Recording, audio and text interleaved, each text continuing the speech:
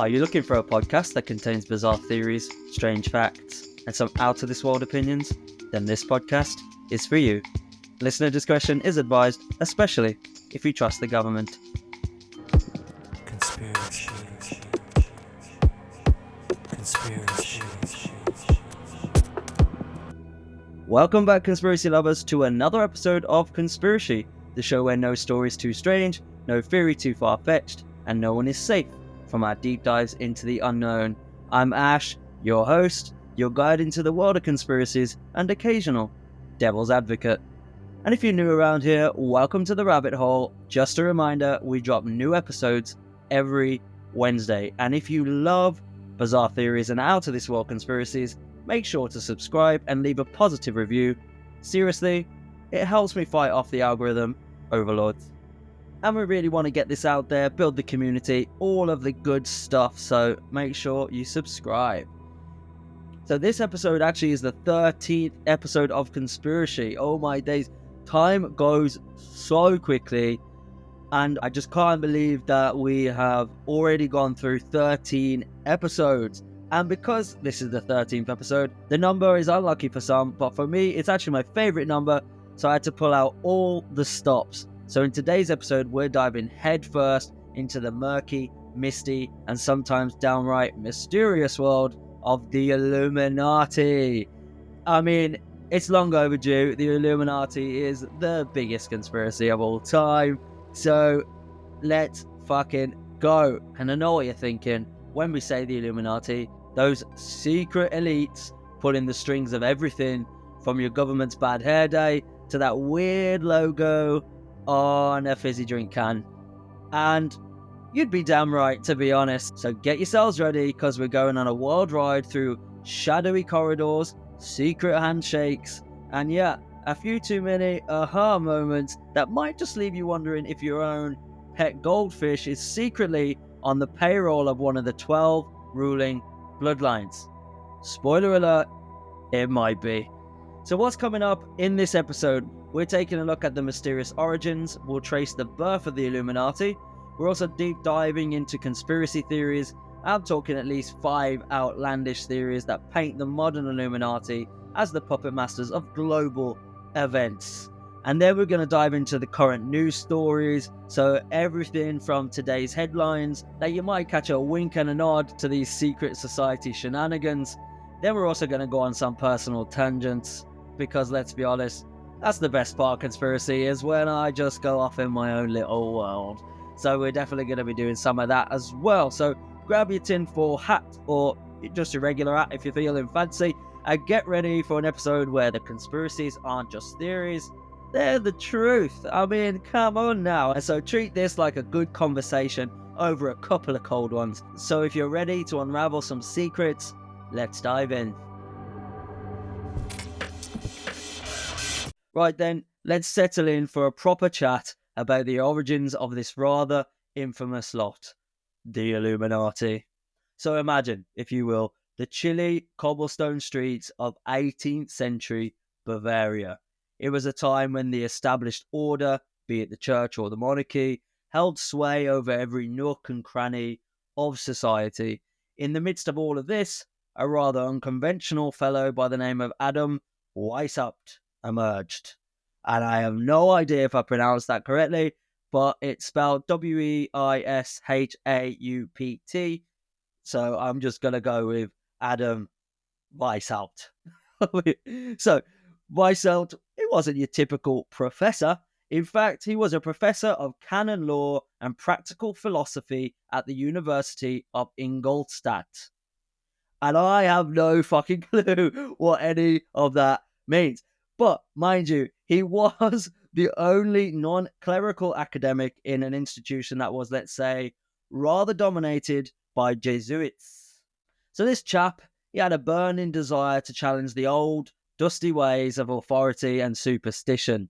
Inspired by the new ideas of enlightenment, which encouraged reason and individual thought, he thought, why not start something entirely different? So on the 1st of May, 1776, the same year as the American Declaration of Independence, though in Bavaria it was a very different sort of revolution, Wise Up gathered a small band of like-minded students. Rather than simply discussing philosophy over a cup of tea, these youngsters decided to form a secret society. Originally, they called themselves the Bunda Perfectibilisten. Say that 4 times. Bunda Perfectibilisten. Bunda Perfectibilisten.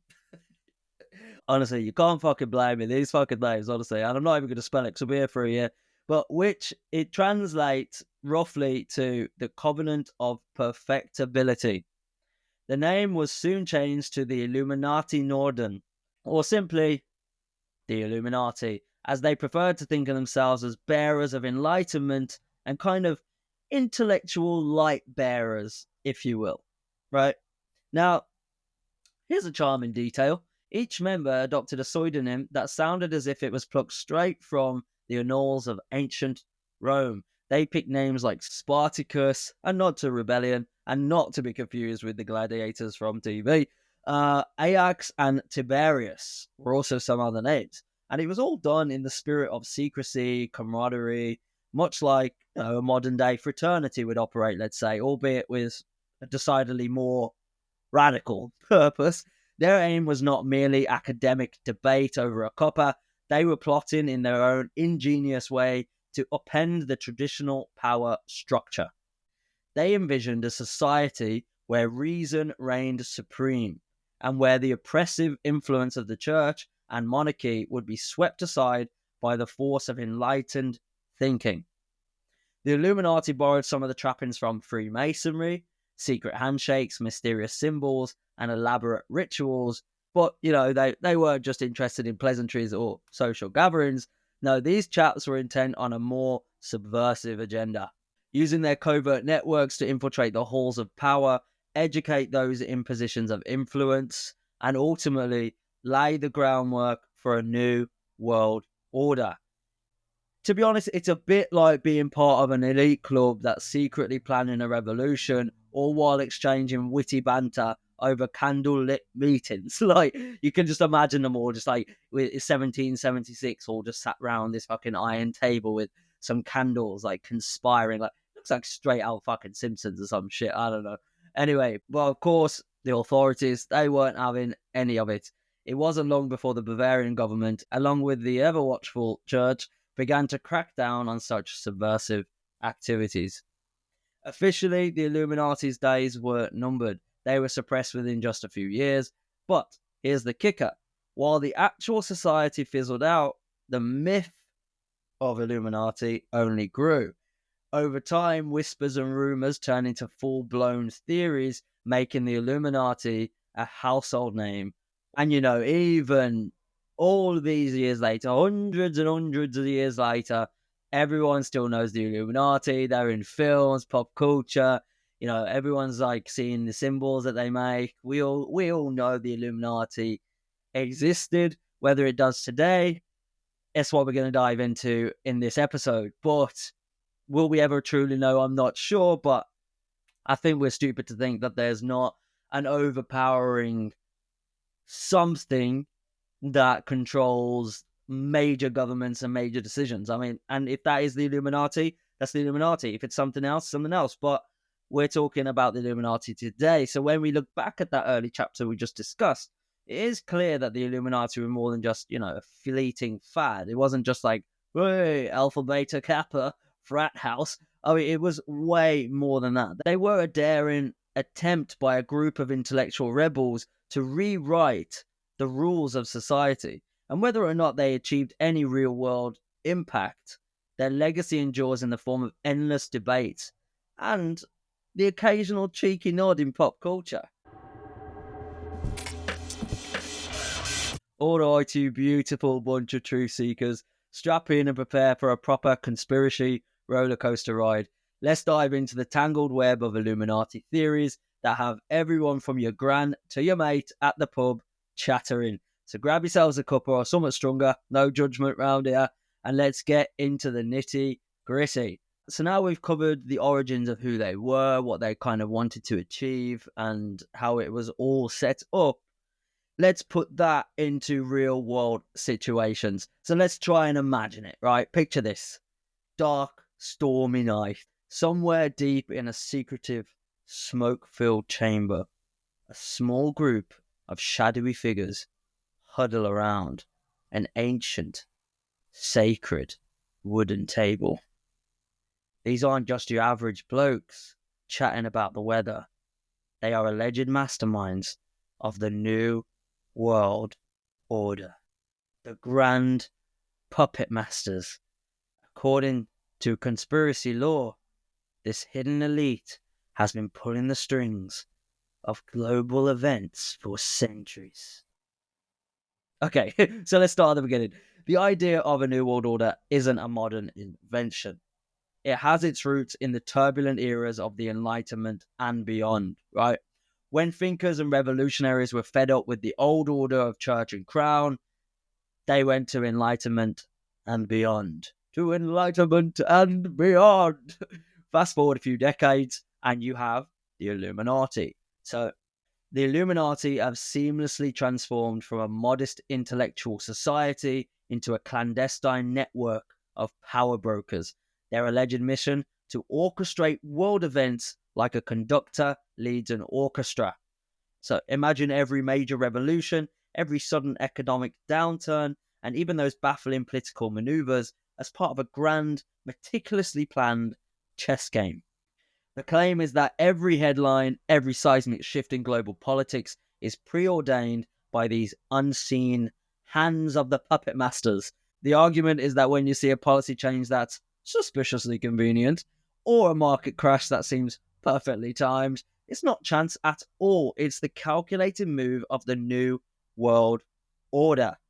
Now, we've discussed the New World Order briefly in our previous episode. I think it was about Black Rock. So I think it was episode 2. We discussed about New Order briefly there as well. And again, I'm not really going to go into too much detail about New World Order now, because I do have an episode coming out in the future, in the near future, about the New World Order. So I want to kind of save all the, the twists, the turns, all the juicy details for that episode. So I'm not going to dive too much into it, but of course, Illuminati puppet master strings are going to be linked to this New World Order for sure. And, I'd like to know from you, have you ever watched a dramatic news event unfold and thought, this seems a tad too well orchestrated? Because I know I have. I know I've seen it way too many times, and even more so now in the last fucking 5 years. It's just so blatantly obvious now, most of this stuff. But what if every sudden twist in the news is just another piece of a vast secret plan? What do you think about that? Do you think they have the power to do that? Do you think there is a possibility to do that? Let me know in the comments. So let's move on from the New World Order, because as I said, upcoming episode, don't want to spoil all that fun. So let's talk symbols. Because, fucking hell, we love a bit of symbolism up in here. So for our would-be puppet masters, every symbol is a secret signature. The most popular one that we've all seen and we all know is that infamous all-seeing eye encased in a triangle, right? We're all aware of that one. We see it everywhere. We're just constantly reminded of this all-seeing eye in the triangle. What is that? If it's not the Illuminati, and it's not the New World Order, and it's not some type of symbolism to show us subtly something, what the fuck is it? Because it is everywhere. We see it more times than not. It's on money, it's on TV, it's on fucking... It's everywhere, right? And this symbol has been linked to the Illuminati forever and a day. It is literally their calling card, right? So is that a constant reminder that the world is under covert surveillance by the elite to the top? Because what else could it be? Like, why is that symbol everywhere? It's not just like, woohoo, peephole. I'm looking through the peephole. What is it? It's everywhere. It's triangle with an eye inside of it. And like, people are using it like all the time now in various forms as well. Like people have made this into kind of fashion brands and stuff like that. But the shocking thing for me is it's like everywhere in terms of government buildings. Like it's all over various locations that are linked with high, powerful beings. So I'm just like, it's got to mean something, right? Does it have another meaning? If you know another meaning, let me know in the comments, because I haven't found another meaning for it apart from it's an all seeing eye and a fucking triangle linked to the Illuminati. So yeah, if you know another meaning of that, let me know. But it doesn't end there, right? You have numbers like the 666, that's closely linked to Illuminati practices, also linked obviously with the big red man, the devil. And yeah, I mean, I don't really want to go too much into that aspect of it because I don't want to invite no devil up in there. I expel you, demon. Yeah, I'll just be back. I'm just gonna fucking sage the room. Anyway, then you've also got other cryptic ciphers, which are believed to be coded messages sprinkled throughout our daily lives. Like, it's like hidden Easter eggs, man. Like, I love, one of my guilty pleasures, right? One of my guilty pleasures is watching an episode of one of my favorite TV shows. And then I go to YouTube and I watch like the breakdowns and like all the hidden Easter eggs, especially with like Star Wars shows. Because yeah, I'm obsessed with Star Wars. But literally, I'll watch an episode of a Star Wars show, and before I any get any fucking clapbacks, Disney bought it, all the rest of it, oh, just shut up. We're getting more content. Deal with it. Some of it's shit. Okay, don't watch it. Move on. Anyway, I'm glad I got that out of my system. But yeah, like after I watch episode of Star Wars, for example, I'll then go to YouTube and watch like the breakdown and Easter eggs, and I actually enjoy that just as much as I enjoy watching the Star Wars show. My favorite one is Screen Crush, by the way. Like Screen Crush does really good breakdowns. So if you're ever looking for a breakdown, I think they do it across many other things as well, like Severance. And fucking hell, I need to also vent about Severance before I continue on this Illuminati path, because what the fuck is this season? Oh my day, season 2 is 7 hours in. I'm 7 episodes in. Nothing has fucking happened. Nothing. What am I watching? Why am I wasting my time on this? Like, I'm just waiting for the moment where something is revealed. Like, okay, we just had an episode about something that was a big thing in season 1. Right, but we already knew that was a thing now. Like, we didn't really need to see that much of whatever that was. And also, we didn't get an explanation for that, what that was. I'm talking about episode 6, by the way, if you're not caught up with that. And I'm not going to give any spoilers because I'm a good guy sometimes. But yeah, fuck me, what is this season? Anyway, so I might need to go and watch Screen Crush's breakdowns of Severance to find out if anybody has a clue what the bloody hell is going on in this show, because I honestly do not know. I finished the episode and I'm like, we are no further forward than the finale of season 1 at this point. I don't even know what is going on. Anyway, I have gone on a tangent there. I'm like, gone on a real tangent there. Bloody hell. What are we talking about? We're talking about the bloody Illuminati. Right. So, just gonna throw it out there. How do these alleged puppet masters work their magic? Right? Conspiracy buffs, right, they suggest that the Illuminati operate a complex web of influence that spans governments, financial institutions, and the media outlets. Surprise, surprise. So they say that every time a major political leader steps onto the stage, it might just be because the Illuminati nudged them into that place. So essentially, they're saying that this Illuminati group has the ability to choose powerful people and place them in powerful positions. So what is the possibility of that? Do they have the power to do that? And who are they? Again, we're going to keep diving into it. But every time an economic crisis hits, it's also allegedly a strategic play to consolidate power. That's why we linked BlackRock to Illuminati, to the New World Order in episode 2. Because essentially, if you haven't listened to that episode, which you absolutely should, essentially they control the financial market, and they have done for years. And the government basically leans on them when they need financial advice and to be sorted financially. Like, BlackRock is literally the ruler of the financial system. And they also have this crazy AI system called Aladdin. And yeah, you have to go listen to the episode because it's a real interesting one, if I do say so myself. But if this is the case, right, and Illuminati do have the power to place powerful people in powerful positions, doesn't that paint a picture of a world where free will is actually just an illusion?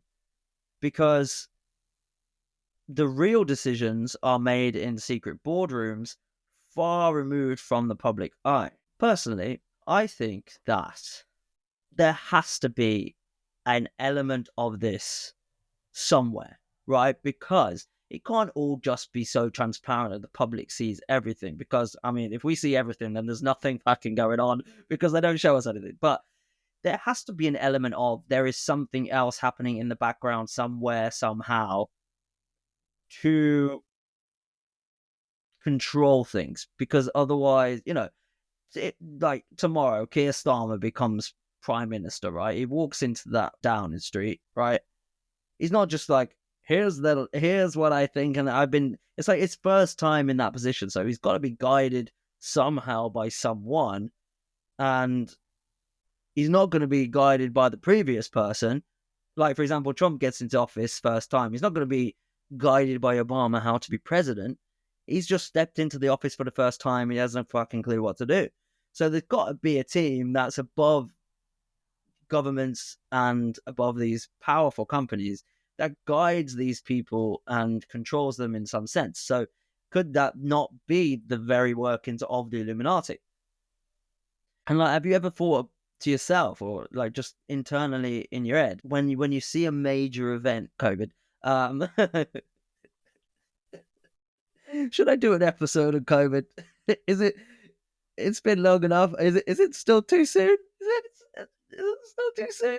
Has everyone kind of, stopped hating on all the people that were saying this is fucking fake? I mean, honestly, I had so many messages on Instagram during COVID with like death threats and all the rest of it, because I was very vocal about, I don't need to say it, but it was all a fucking scam. But anyway, I'm gonna do an episode. I'll do an episode of COVID. I think it's been long enough. I think, people are ready to admit that they were wrong, and we can all move on. So yeah, I'll do an episode. So yeah, have you ever thought about a global event like that and just thought, like, is there some like a hidden hand at work here? Like, is this being controlled, from a boardroom and not really the actual situation? Like, what's your take? What's your take on the idea that a secret society could be orchestrating our global fate? So we also had to look into our modern era, right? So let's forget about the fucking 1700s, Illuminati, whatever. Let's look at the modern era. So the narrative of the New World Order has morphed to fit today's headlines, right? So you got to look into like whispered rumors about global mergers that seem to shake entire industries, to sudden political reforms that turn heads in Westminster. Every major twist in our contemporary world is said to carry the fingerprints of these elusive conspirators. Some theorists even claim that modern digital platforms are not immune either, right? That the algorithms governing our social media feeds are subtly influenced to distract us from the grand design unfolding behind the scenes. And I can see this 1,000,000 I mean, even just down to me as, I'm on Instagram, have a bit of a follow on Instagram. And even just from a creator's point of view on the platform is very different for us than it is to someone who is a consumer on the platform, right? So we get a back end of Instagram where we can look at analytics, data, creator insights. My Instagram is different. It looks different to a consumer's Instagram. So even just down to me as a creator, I can influence followers. I can influence how my posts are seen and not seen, where they go, who my posts are shown to, gender, age, interests. I can manipulate all of that. So it's not hard to think that the next level and the next level, the highest level of that is completely controlled by an elite system that uses social media to their benefits, to their narratives, to push everything, hide comments, hide certain content, push a narrative. Also, this is a really interesting topic because I saw as well, and I've now tested it myself and seen it for myself.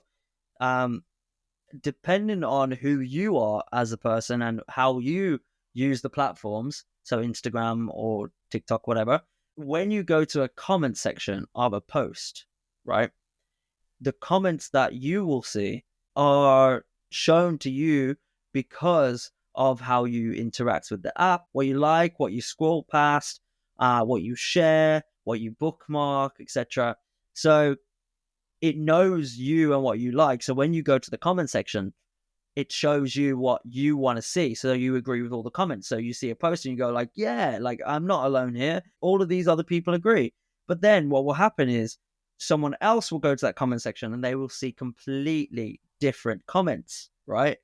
So that is the prime way of manipulation, because we're all seeing similar content, but then we're all seeing different comments to validate our opinions and how we feel by joining other people feeling that same way. And I think that is first of all, it's a very interesting marketing tactic. It's a very interesting way to utilize this platform and to keep us coming back to it, because you're like, yeah, like people do agree with me, and that is quite nice. But yeah, I just found that really, really interesting. And I'll give you an example from the video that I saw, right? So you can kind of really understand what I'm talking about. So the post is about a couple, right? A man and a woman. And a woman is saying to the man, she's giving him some grief about going out with his mates, right? So that's the post. Woman and man, woman's giving grief to the man about going out, right? And then in the video that I saw, this girl is watching that video with her boyfriend next to her, right? So she goes to the comment section of this video, and on her phone it's saying things like, oh, leave him, he's not worthy of you, go queen, all the rest of it, right? And then the boyfriend looks at that video, goes to the comment section, and all of his comments are like, fuck that bitch, she's controlling, leave her as well. Like, so he, like, all of his comments are from the male perspective and all of her comments are from the female perspective. And I just find it so interesting because now all of a sudden everyone is validated and everyone is like it's a subtle art of control, that you're being controlled because then you come back to the app and you want more of it because you feel like you're a part of something. So the art of distraction, could that be the goal? To keep your mind in this shell of a phone. There's a reason why the most popular phone in the world is called iPhone, because they're making everything about I, me, headsets on in my world, no chatting to anyone else, no community, no nothing. I, me. So when you go to the comments and you see everyone agreeing with you, it's like, yeah, my opinion is correct. The way I'm seeing it is they are literally pushing us into being so solo, so restricted to our own bubble, that in 50 years, 100 years, you're going to have like no interaction with anyone. You're going to be sat in your room. You're going to be sat in a pod with a headset on, and you're just going to be fucking consuming information and just, yeah, like, that is literally, everything's all about this like closed, small space, and it's just me. I only care about me. I only care about myself. If I progress, if I get better, you know, like all this fucking sham, self-care, self-help, all that, it's all this fucking, the best way to self-help and self-improve is by talking with others and learning from real feedback about how you are as a person and taking critical feedback from others. Yeah, okay, you can work on your own self and become a better communicator, or you can become a better friend, or all the rest of it. But if you don't put that into real world practices and get the opinions of the people you care about to tell you if you've improved and accept that feedback, then you might as well just be living in a fucking cage anyway. I mean, it's all a sham. Everything's a sham to just make some money from you. Trust me. But yeah, I don't. I honestly, today we're going on some fucking tangents, mate. I just need to vent.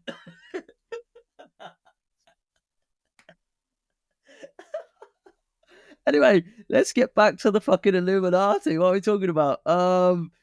Right. I love it. But what was he talking about? Right. Well, I must say, there is something incredibly tantalizing about the idea that a hidden elite controls the world. There is something very interesting about that, right? It gives sort of order to the chaos, and it does kind of give this like neat, wrapped in a bow explanation for why things often seem so inexplicable. And yet when you really think about it, the idea that a tiny cabal could manipulate events on such a vast scale sounds so absurd. It sounds so out there. Tinfoil hat. How the fuck is this possible? And no one talks about it. No one ever leaks the information. And it, you know, it does kind of make you feel like your local council meeting could be a front for an international espionage ring. I mean, if you really think about it, it could go all the way down into this little tiny room that's your council meeting, and actually they're not really doing shit about shit. They're just also being controlled. It does sound thrilling to me. It sounds interesting to me, but also it's a tad hard to stomach in reality, because how would a group of elites be able to control and manipulate every decision from the top down in this day and age with 24/7 surveillance? How would that be possible?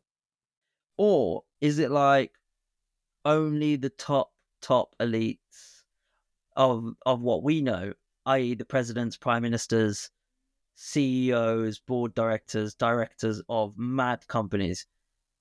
Is it just the fact that only they know, and like when they get, you know, they swear in on the Bible or whatever to become whatever, is it only they know? And then it's kind of, you know, a managerial thing in a company. Like when someone fucks up in a company, the CEO takes it out on the head of department. The head of department then takes it out on the manager. The manager then the supervisor to the employee, right? It's like a trickle effect. So is that how it works? Is it just the fact that only the top people go into this room? Maybe this is what a G7 summit is, for example. Like, we need a fucking excuse to get everyone together in the same room just so like they can all be introduced to the top people. Or is it even like they're introduced to someone, and that group of people there, let's say 4 or 5 people that kind of do manipulate everything, are also then being instructed by 2 top dogs, who's then like instructed by 1 top dog. Oh god. Yeah. Fine. Yeah, it could be god. Is that how it works? I don't know. It's interesting though. It is very interesting. But the one thing that it does do for me is it always has this like alarm in my head. because I do remember like one evening, right, after watching a very convoluted news report, let's say, as they all fucking are. Well, yeah, I found myself, I had a pen and paper and I was just like doodling on my notepad. And I was just kind of like going through like a web of connections, linking politicians, bankers, and even a few pop stars. And for a brief moment, when I was just like writing it out, like, okay, that person's linked to that person's linked to that, I genuinely felt like I was piecing together a secret puzzle, like the fucking Da Vinci Code. I swear down. But of course, by the end of the night, I realized I'd just simply been overthinking a series of unfortunate coincidences. But isn't that the beauty of it? The fact that our minds are so eager to find patterns, even when there might not be patterns. And I think that is kind of a lot of what Illuminati stems from. You know, like they have all of their like mirrored words and the backwards and the Latin, and it's all hidden meanings. And if you add one and one together and get two, then all of a sudden you're like, oh, okay, I've solved something. But maybe one and one equals four. That's a bad example, and it's even worse that I don't really know how to do maths. But I think you understand what I mean. You can create this web of conspiracies and create this web of connections. But what if there is something there and it's not just random, and it is in plain sight and they are showing it to you, and it's quite easy to decipher? What if? But at the end of the day, whether you subscribe to the notion of a new world order or dismiss it as an elaborate myth, the idea of global domination by the Illuminati, it will always remain a compelling narrative. It taps into our deepest desires to understand the chaos of this world, the world around us, and to uncover hidden truths lurking beneath the surface. It's this blend of mystery, humor, and, a dash of skepticism that makes this conversation so irresistibly engaging. And I love talking about this. Even, I don't just do this for the podcast. Trust me, like even when I'm at the fucking pub or I'm just chatting away with my mates, like we love diving into this type of shit because it's just an interesting conversation. And, the beauty of the English language is that we have the tense, which is like a what if tense, right? And I love that because, like, what if the Illuminati is correct? And yeah, I'm always talking about this shit. But what's your verdict on the Grand Puppet Masters? What do you think? Let me know. Let me know in the comments, yeah? Now, let's take a proper deep dive into one of the most bewitching chapters of this conspiracy, the idea of the 12 ruling bloodlines. Yep. It could be the very people I was just talking about that control everything. I'm talking about a cabal so exclusive that its membership is cloaked in century-old secrecy and draped in the finest aristocratic mystique. So, I'm so comfortable, by the way. I'm in this really nice chair. And this is my favorite episode I've done so far. I'm just chilling, fully chilling. And no, I haven't been smoking, don't worry, but it's just, yeah, I'm just really, really chill. But anyway, according to the theory of the Legend of 12, sounds like a really good movie. Hidden behind the facade of everyday high society is this 12 extraordinary bloodline. So according to this theory, there actually is 12 bloodlines that still control the world today. Right, so the 12 bloodlines are the 12 families descending from the original members of the Camelot Coven, right? So the Camelot Coven was a group of spellcasters led by Merlin that served King Arthur Pendragon and the Knight of the Round Table and protected Camelot after their fall. So they first came in contact in the 600s when Merlin, the magician of Camelot, brought them all together after Arthur Pendragon's death at the hands of Modred. Now, there's a whole lot of fucking nerdy names in here, but I mean, we have to talk about it. They were betrayed by the sorcerer Abaddon, who had been one of the leaders, sending the other 11 into hiding until Merlin chose to curse Abaddon. So in the 1970s, the 12 were hunted down and nearly wiped out by the organization of witch hunters, presumably leaving only 4 bloodlines available. Fuck is this shit? Is this real?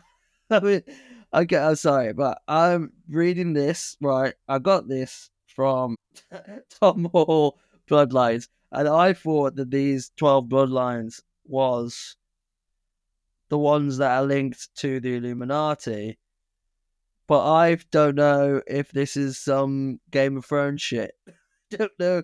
I don't know. It sounds like Game of Thrones. Anyway, let's just keep going. This is interesting. So, yeah, apparently in the 1970s, 12 families were hunted down, nearly wiped out by the organization of the witch hunters. And they have like the universal hexagram as their symbol. It looks like a really cool symbol, but I mean, it's very borderline demonic.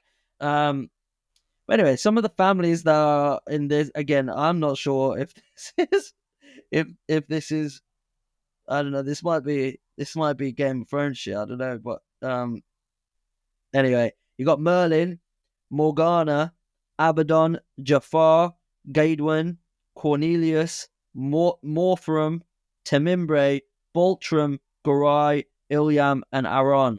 And all of these names come from the Book of Shadows belonging to the Order being, I think, the Camelot Coven. And it contains the collective knowledge of all the bloodlines, and it's usually in the possession of the leader of the Order. It's currently in the hands of Lucas Howlett, who is the current leader. Right, let me Google Lucas Howlett, and let me see if this is all made up. Well, we have a Lucas Howlett, who's a graphic designer. Yeah, I'm not sure it's him. Got Lucas Howlett, who's a creative director. I mean, you have to be quite creative. Right, okay, one sec. Lucas Howlett, 12 Bloodlines. Again, it's telling me Tom Hall's Bloodlines. Is that the name of Tom Hall's Bloodlines? Well, I can't find anything, so I don't know if it's real. I don't know what I'm telling. I don't know. Disclaimer, I don't know. So, let's just carry on. So, right, so I have just found something on the CIA website, Bloodlines of the Illuminati by Fritz Springmeier in 1995. Right, and basically that goes into the families. Okay, I've got the families. Okay, so everything I just said before was is fiction. It's absolute, it's basically like Harry Potter shit. So, disregard that. So, these are the actual bloodlines of the Illuminati. So you got the Astor family, the Collins family, the DuPonts, the Freeman, the Kennedys. Whoop, there it is. The Lee family, that's Li. Sounds Chinese. Could be a group of Chinese. Let's find out. Yeah. The Lee family, Chinese secret society. There we go. The Onassis family. There's a lot of pages, by the way. That's why it's taking me some time. The Rockefellers. They're very popular. We know them. We should do an episode on the Rockefellers, really, shouldn't we? Yeah. The Rothschilds. We also know them quite well. Come on now. Actually, I might do that as an episode. The Rockefellers and Rothschilds together. That'd be quite fun. Then we've got the Russell family, the Van Doyne family, the Merovingian family, the Disney family. For those who might know, Disney is made by Walt Disney. Disney is a surname.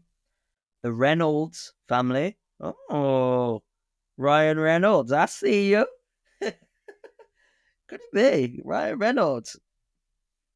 The McDonald family. Damn, McDonald's. What? The Krupps family. And that's it. I think that's 13. I ain't going through them all again, but I think that's 13 families. There's some in there that I was not expecting. McDonald's, Ryan Reynolds. Not actually Ryan Reynolds, but Reynolds. Disney. Damn. So yeah, based on those bloodlines, I think there was 12 of them. They have managed to secure key positions when you think about it in global finance, government, and industries that influence us all. And supposedly they form an unbreakable network where every major decision is influenced by all of them. Wow. It sounds like straight up out of a spy thriller. Families whose history is so steeped in legend that every scandal, every sudden economic crash might just be a strategic move on their long conceived game. And that's where it gets particularly fascinating and frustrating if you're a staunch skeptic. But the idea of these 12 ruling bloodlines offers a simple, almost seductive explanation for all of the chaos. It's as if our complex, messy society can be neatly divided into the elite, who pull the strings, and the rest of us are just blissfully unaware. While we're waking up, we're becoming aware. While many dismiss these ideas as fancifuls, myth-making, there is a part of us that can't help but be drawn into that narrative. It's within us. It's human tendency to look for patterns, to believe that there's an underlying order, even if that order is hidden behind layers of secrecy and selective history. So what do you think after that? After hearing those names of these families, not the first one. That was okay. I fumbled there. Sorry, guys. Just taking you down some Lord of the Rings mythology and linking them with the 12 bloodlines. But yes, what do you think when you hear those names, specifically the ones that kind of stands out? Your Rothschilds, your Rockefellers, your Disneys, your Reynolds. Like, how does that make you feel? Let me know in the comments. I'd love to hear. Okay, so we cannot talk about the Illuminati without talking celebrities. So, we've all seen when certain pop stars, certain artists, they perform, the lights go up, there's a sea of fans, there's a roar of the crowd, and then there's that flash of symbolism. So subtle, it might just be a secret signature. So welcome to the realm of celebrity Illuminati conspiracies, where the glitter of fame meets that murky allure of secret societies. So the notion here is as interesting as it is bonkers, right? Many of our biggest stars are allegedly not just entertainers, but undercover members of a secret elite system. When you take artists like Beyonce, Jay-Z, Rihanna, Lady Gaga, Katy Perry, like the big powerhouse stars, and you tie them in with the occasional political figure, they're often cited by theorists, by most people, to be honest. When you look at it, you go, oh, that's a bit dodgy. You're kind of looking at them like, you got a membership card to the Illuminati. You sold your soul there. So the idea is that these celebrities deliberately embed cryptic symbols in their music videos, album covers, and public appearances, leaving behind little clues like breadcrumbs for those in the know. Let's be honest, we've all seen this symbolism. We've all seen it in across, and whether they do that on purpose just to kind of generate some interest, just kind of like a marketing scheme, or whether they are literally required by the Illuminati to show those symbols as a sign of that they are being controlled, that they have been controlled. Could that be what's happened recently with Ariana Grande? That literally, like the other day, one of my friends sent me a video and was like, yeah, this looks like some MK Ultra type shit.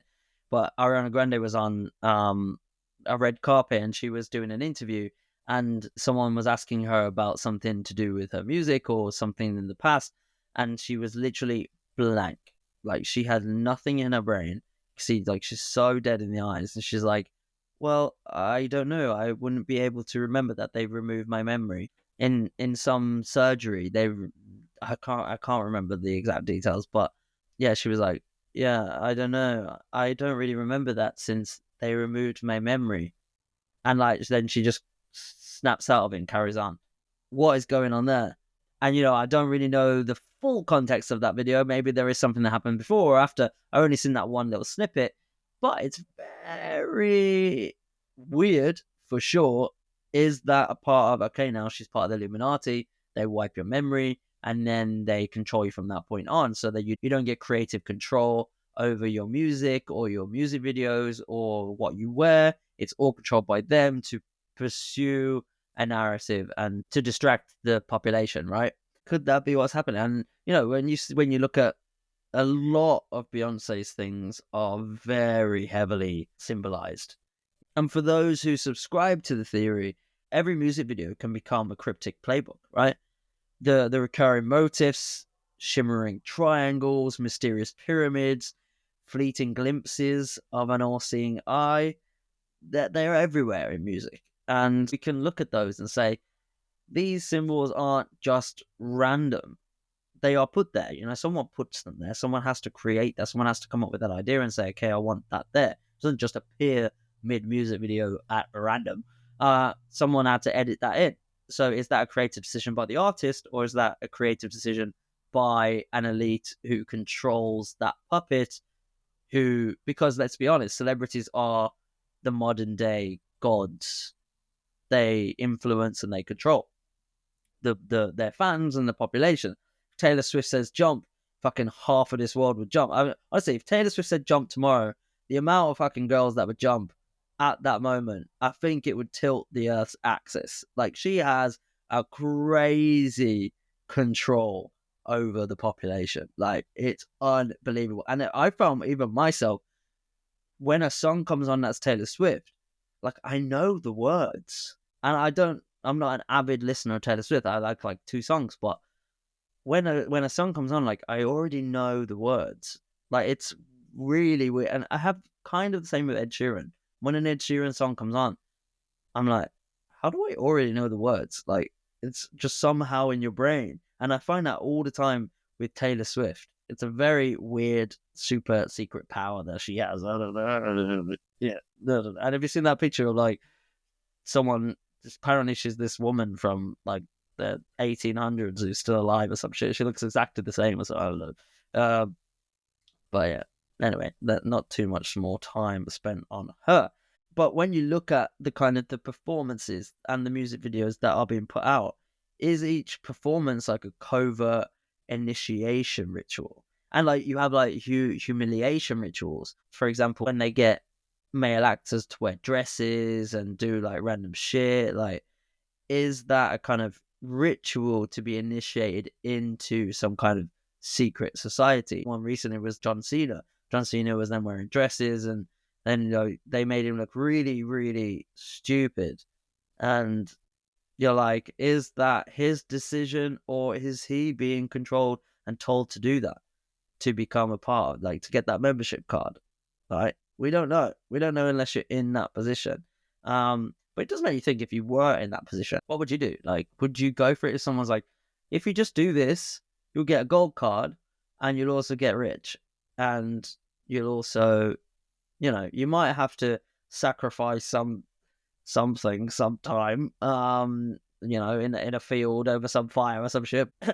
Bohemian Grove. I am covering them soon as well. Can't wait for that one. Shout out to Alex Jones, the man who gets really angry all the time. Love him. But yeah, like, what would you do? Do you just say, fuck it, why not? Or are you like, I kind of have some morals, probably shouldn't? So it's murky water, because also it's kind of like, I imagine it would be sold to you in a way. It's like, no, you're not signing your name to the devil. You're not selling your soul. You're passing into a new life, a new fresh life. Like, I don't know, like, I think they would sell it to you in a different way, where you kind of be like, this sounds weird, but, you know, it's wrapped in a nice little bow. Maybe it's not that bad. Going back to Jay-Z and Beyonce, right? These are just 2 very easy examples. When you look at his album covers or Beyonce's elaborate stage designs, right? You can't not see that these aren't just creative choices, but are, in fact, deliberate signals to something. Whether they're making it up for whatever, there is symbolism there, and almost kind of like maybe it's a cry for help. Maybe it's kind of like, someone help me, I'm trapped in this system. I need a way out. Could it be that, the favorite songs are not only catchy but also laden with hidden meanings meant to reveal the secret hierarchy of the world? There are many, many examples of that. Beyonce's Formation. The video features pyramid imagery, Egyptian symbols. This could be argued that these visuals are more than just artistic flair, but they're actually secret signals from an elite club, a way to hint at hidden power structures. Jay-Z's lyrics in Run This Town. Is Jay-Z just rapping about his success, or is he dropping subtle hints about who really runs the world? Is it clever lyrics or covert codes? Kanye West's Black Skinhead, with its aggressive beat, its provocative visuals. I mean, Ye is his own thing. I don't know what is or what isn't going on with Ye, but it could be argued that the song's imagery and rebellious tone alludes to a deeper commentary on societal control and the manipulation of the masses. Michael Jackson's Beat It and some of his other hits. When you watch Michael Jackson's performances, you can wonder if those iconic moves hide some type of message. Or is it the simple magic of pop entertainment? And there are so many more examples of songs with hidden messages. You can literally just Google that shit and you will find endless that goes back many, many, many moons, right? You can go all the way back to the fucking 50s, 40s, and there are subtle hidden messages in a lot of stuff that you wouldn't even know is there. So just give that a Google, honestly. You'll be very, very entertained in what you find. But of course, as with all conspiracy theories, the line between playful speculation and genuine belief is often blurred. Some see the celebrity Illuminati narrative as nothing more than a fun, tongue-in-cheek way to explain the mysterious aura of fame. It adds an extra layer of intrigue to the entertainment industry, making even a routine album release feel like a covert operation. And then others genuinely believe that behind the gloss of Hollywood and chart-topping hits lies a secret society with an agenda that transcends the ordinary. The fascinating part is how this theory invites us to question the very nature of celebrity culture. It makes us question, are these elaborate symbols simply creative expressions, or could they be part of a much bigger hidden plan? But the beauty of it, and that's why I love doing this podcast, the beauty of it lies in the mystery of it all. But in the end, the notion of celebrity Illuminati serves as a modern myth, a story that blends glamour, mystery, and a dash of rebellious charm, right? Challenges us to look beyond the surface, to question the narratives fed to us by both the media and the glitterati. So whether it's just an entertaining diversion or a deeper, more unsettling truth, the conversation about secret societies in the world of celebrities is one that keeps our curiosity alive and our conversations ever engaging. So now that we're journeying through the shadowy origins and some other theories and also diving into that celebrity culture, let's stick with today. Believe it or not, the myth of the Illuminati has not only survived, it's been given a modern makeover that pops up in our everyday news. Have you ever heard of the concert tour with a name that sounds like a mashup between a blockbuster film and a secret society? Well, in India, the famed Punjabi singer Diljit Dosanjh recently embarked on what critics have cheekily dubbed the Illuminati tour. Now, before you raise an eyebrow, imagine this. Amidst the glitz and the glamour of a sold-out arena, whispers began circulating on social media that the tour's branding was more than a catchy pun. It was a deliberate nod to the Illuminati. The theory goes that the neon lights, the cryptic stage designs, and even the symbolic set pieces are a subtle code, a wink to those who believe that every major event has a hidden, hand-in-glove connection with the old Bavarian order. It's as if Dosanjh and his crew are saying, yes, we're in on the secret and we're having a laugh about it. And honestly, I've looked at it. I've looked at the videos. I've looked at the posters and the branding. It actually reminds me of the Weeknd's After Hours branding. I mean, it doesn't really scream too much to me that this is, Illuminati. I think it's just very cool, modern branding that has it's quite dark. It's kind of red. So I think the fact that it's called it Dill Illuminati Tour, it's kind of just to generate some interest and some buzz, personally. So let's switch gears now to a rather different arena: digital media. So Fan TV, an up-and-coming content creation platform, recently secured a hefty £3 million in funding, rumoured in some corners of the internet to be backed by none other than Illuminati Capital. So, that's interesting. I'm imagining a secretive investor circle that funds everything from innovative apps to digital news outlets, all while maintaining an aura of clandestine allure. Some cheeky theorists suggest that such investments are part of a larger plan to influence the global media narratives, even the new ones, the up-and-coming ones, fund them, get in control, take the head seat, move on, control the population. So, do you reckon that's a mere coincidence, Illuminati Capital? Or is it just a modern twist on the old secret society, now cloaked in the language of venture capital and digital disruption? What do you think on that? And then there's the downright scandalous side of things. Over in Glasgow, a firm called House of Illuminati Limited, yep, you heard that right, recently made some headlines. Originally set up with a name that screamed secret society chic, the company behind the so-called Willy Wonka experience was struck off the register after its sole director, Billy Cole, was exposed in a very unilluminating scandal. And honestly, that was so funny. That Willy Wonka experience in Glasgow. Like, the videos, it looked so sad. And there was such an uproar about it. If you've never ever seen that, just Google the Willy Wonka experience Glasgow, and it's so funny. So as I mentioned, the sole director was caught up in some pretty shady shit.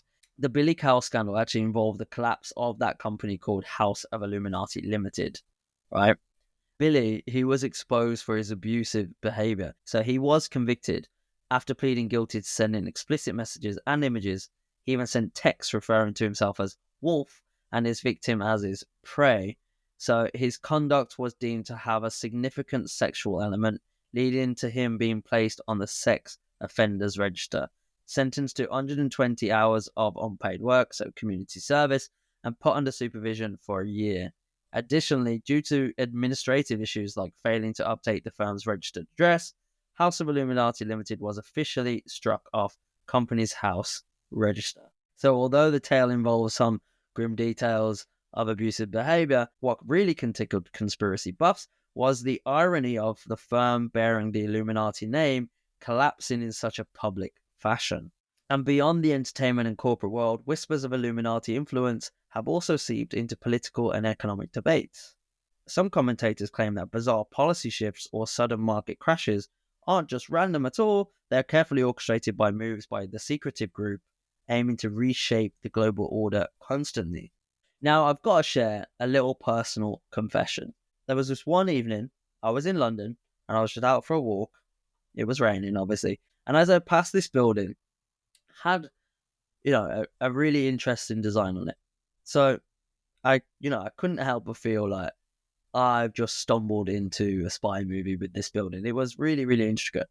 So I spent about a good 10 minutes, I'd say, maybe 8. I get bored quite quickly. So yeah, probably like 8 minutes. And I was musing over whether the design was just modern art or secret nod to the Illuminati, because this is how my fucking brain works. That's why I do this podcast, because my brain literally works like this all the time. But anyway, so there just so happened to just be a couple of people standing by, right? And I just ended up chatting to them, just randomly talking. And I just mentioned to them, this building is really interesting. It's intriguing. Do you know what this is? Or because are you from London? No. And they said, no, but we're also looking at it. It's quite intriguing. And this one bloke, he was like, yeah, everything's connected, mate. Even the fog in London has its own secret society. That's how old London is. And, we had a good laugh about it. And this was before this is a few years ago. So it's way before I was doing this podcast, and otherwise I'd have said listen, mate, you need to listen to this podcast. But it did leave me pondering, could our world really be just a giant puzzle? And are we just collectively not noticing the hidden pieces? Like, are all the pieces there, and we just have to connect them? But yeah, that was a funny interaction. It was just so weird that I was just like staring at this building, and I looked over and I was like, two other people also staring at this building. I was like, this is interesting, right? And they were like, yeah. And I can't tell you for the life of me where this building is now. I wouldn't even be able to go back to it. Maybe my memory's been wiped like Ariana Grande. So after all this, how do you feel about the Illuminati? Do you see them as masterminds of a grand global plot, or is it simply a clever narrative that gives our chaotic world a bit of order and a way to just explain the unexplainable? As we draw this episode to a close, I'd like to leave you with one last thought. In a world where information is abundant, yet truth often hides in plain sight, perhaps the greatest secret is the spark of curiosity that drives us to ask the questions. Whether you're convinced that a secret society pulls the strings of power, or you think it's all just a bit of fun and fancy, remember that questioning the world around you is what keeps life interesting, so don't ever stop. So cheers to keeping our eyes open, our minds curious, and our sense of humour intact as we navigate this mysterious and weird and very dark world that we live in. So cheers to that. And thank you for joining me on this journey into the depths of conspiracy. May your next cup of tea be as thought-provoking as it is delightful. So let me know in the comments, what's the most intriguing or observed conspiracy theory about the Illuminati that you've encountered and heard, and how did it make you feel about the world we live in? And with that, we come to the end of today's episode. So let me know what you think. Did you enjoy diving into the Illuminati today? I'd love to hear your thoughts on this one. Drop me a line, share your theories, and let's keep the conversation going, because history is one thing, but conspiracies, that's where things get interesting. You can get in touch on our socials at Conspiracy. You can find us on Instagram and TikTok. You can also email me, conspiracy@gmail.com. I'm always keen to hear what you guys have to say. Conspiracy. Conspiracy. That's it for today's episode of Conspiracy, where weird is the new normal. Join us next Wednesday for a brand new conspiracy theory. Don't forget to follow, subscribe, and leave us a quick review. It helps us keep unearthing history's biggest mysteries and bringing you the wildest conspiracies. And remember, the truth is out there.